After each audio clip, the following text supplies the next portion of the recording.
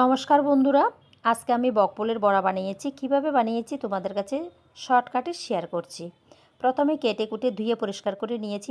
বকফুলের মাঝখানে যে একটা শিরের মতন থাকে সেটা কিন্তু ফেলে দিতে হয়। যারা বকফুল খেয়েছে তারা ঠিকই জানে, আর যারা কখনো খাওনি তারা একটু জেনে নিও।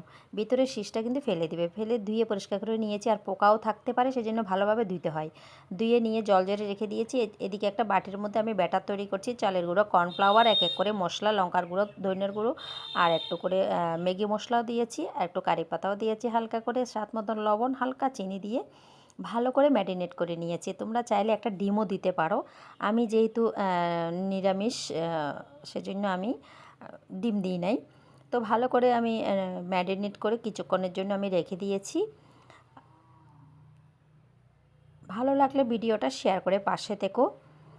আর তোমরা যারা কখনো এভাবে বানাওনি, একবার এভাবে বানিয়ে খেয়ে দেখো। খেতে এতই টেস্টি হবে, গরম গরম বেশ মচমচা। কর্নফ্লাওয়ারটা দিয়েছি এই জন্য যাতে মচমচা হয় জিনিসটা।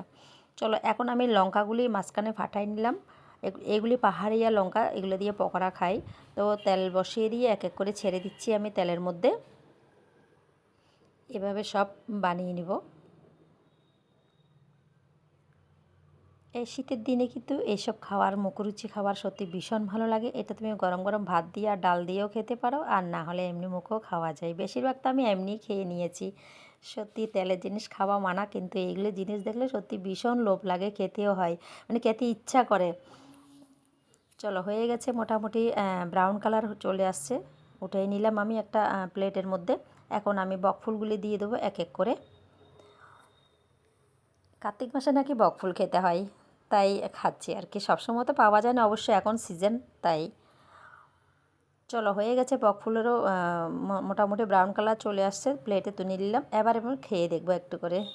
বানিয়েছি, না খেলে কি হয়। চলো টেস্ট করে দেখি কেমন হয়েছে। বাহ, মচমচা বেশ দারুণ হয়েছে।